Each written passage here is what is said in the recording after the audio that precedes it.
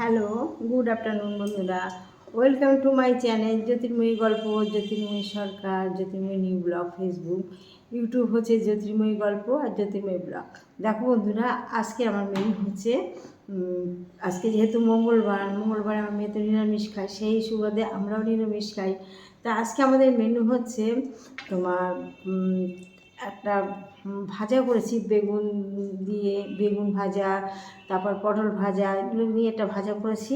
আর নিরামিষ, দেখো নিরামিষ সয়াবিন, দেখতে হচ্ছে একদম ঝোল কম দিয়ে নিরামিষ সয়াবিন করেছি। আর হচ্ছে সঙ্গে হচ্ছে আমাদের ফ্রাইড রাইস। এই দেখো ফ্রাইড রাইসের সমস্ত জিনিসগুলো রেডি করে নিয়ে এসেছি, তোমাদের সামনে দেখাবো।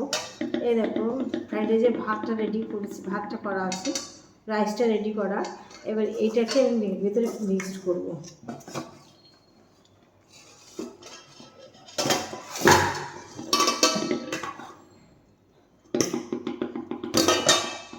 দেখো কী করে মানে আমি একদম নির্ঝামেলায় একদম মানে সহজ পদ্ধতিতে ফ্রাইড রাইস করি। দেখো প্রায় দিন আমার বাড়িতে ফ্রাইড রাইসটা বেশি হয়, কেননা ভাত হয়ে গেলে ভালো লাগে না, মেয়ের কারোর মুখের রুচি হলেই ওমা আজকে তো ফ্রাইড রাইস করো না, ব্যাস হয়ে গেল বলার সমস্যা। তাই আজকেও ঠিক তাই, আমি ভাত রান্না করে গেছি সকালবেলায়, সেই ভাতের ভিতরে এখন আমি কী হচ্ছে রাইস তৈরি করতে হচ্ছে।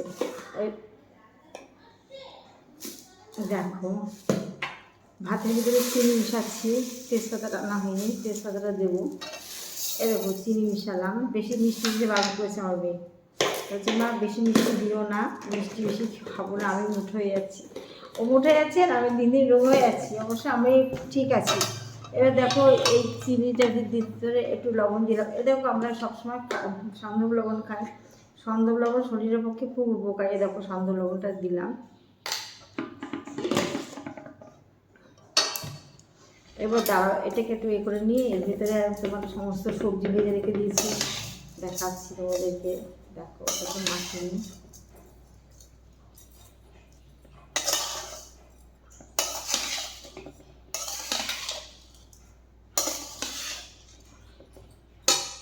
এর ভিতরে ভেজে রেখেছি দেখো।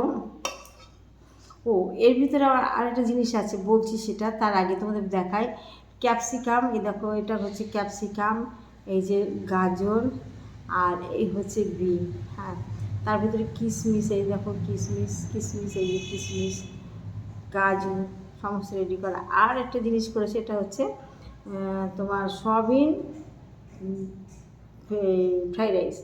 ছোটো ছোটো সয়াবিন টুকরোটাকে ভেজে ফ্রাই করে রেখে দিয়েছে এর ভিতরে দেওয়ার জন্য। এবার সবগুলো এর সাথে পেস্ট মাখাবো।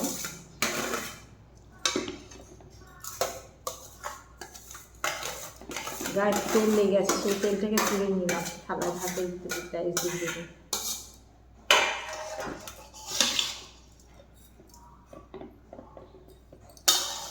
দেখো এর ভিতরে দুটো তেজপাতা দেবো, দিয়ে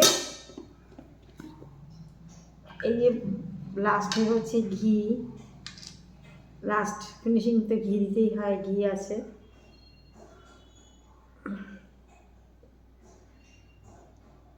আরেকটা জিনিস আছে, আমি একটা জিনিস গুঁড়ো করে রাখি, সেটা হচ্ছে তোমার বিভিন্ন রকম মানে অনেক কিছু মিক্স করে একটা গুঁড়ো আছে, এলাচ লবঙ্গ, তারপরে অনেক অনেক জিনিস মোটামুটি আছে ওর ভিতরে আছে, দারচিনি, সব কিছু একটা মিক্স করে একটা গুঁড়ো মশলা আছে, কাবাব চিনি সব আছে, দিয়ে সেটাকে রেডি করে রেখে দিয়েছি। এটা গুঁড়ো করাটা এর ভিতরে দিয়ে দেবো, জায়ফল জয়ত্রী সব অ্যাটাচ করে মিক্সড করা আছে, বুঝেছো? সেই গুঁড়োটা এর ভিতরে দিয়ে দেবো।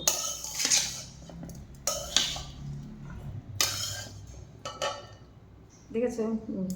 দেখো দেখো তেজপাতাগুলো দিলাম, আর এই যে সেই আমার মশলা, গুঁড়ো মশলা, এগুলো জয়ত্রী জায়ফল সব কিছু মিক্সড করা আছে, এই একটু দিলাম।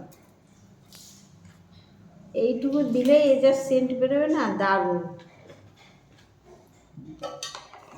এবারে এইটাকে একটুখানি গ্যাসে বসিয়ে দেবো, তাওয়াতে দিয়ে হালকা একটু হালকা একটু গরম করবো, করে ব্যাস হয়ে গেল ফ্রাইড রাইস। সহজ উপায়ে ঘরোয়া পদ্ধতিতে আমার ফ্রাইড রাইস রেডি। দেখতে পাচ্ছি তোমরা, দেখো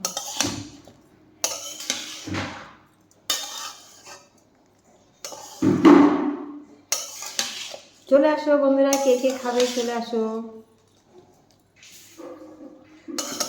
সব ভাত যা রান্না করেছি সব ভাত আমরা দিইনি, কিছু ভাত রেখেছি বিড়ালের খাওয়ার জন্য, ওরা তো এসব খাবে না। দেখো আমার ফ্রাইড রাইস রেডি।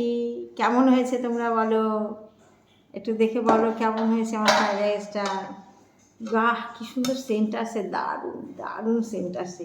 তার মনে হচ্ছে যে হাত ভোজন হয়ে গেল আমার পেটে, দারুণ সেন্ট আসে। একটু তাওয়াতে যখন দেবো না, হালকা গরম দিয়ে যখন ফ্রাইড হবে, দারুণ দারুণ, কথা হবে না। এইভাবে ঘরোয়াভাবে যদি তোমরা খাও কোনো ক্ষতি নেই, একদম কম মশলায় কম কিছু, সব কিছুতে কম দিয়ে, আমি অল্প সামান্য তেল ঘি দিয়েছি, বেশি ঘি দিইনি, দিয়ে সামান্যভাবে তৈরি করে খাও, কোনো ক্ষতি নেই। আমার যে তরকারিটা করি তাতেও হালকা ঘি হালকা মশলা দিয়ে তৈরি করো, কোনো তরকারিতে আমি কড়া মশলা খাই না, তেলও খুব কম খাই। সবথেকে বড় কথা, তেল তোমরা কম খাবে বন্ধু, তেলে ভীষণ ক্ষতি করে।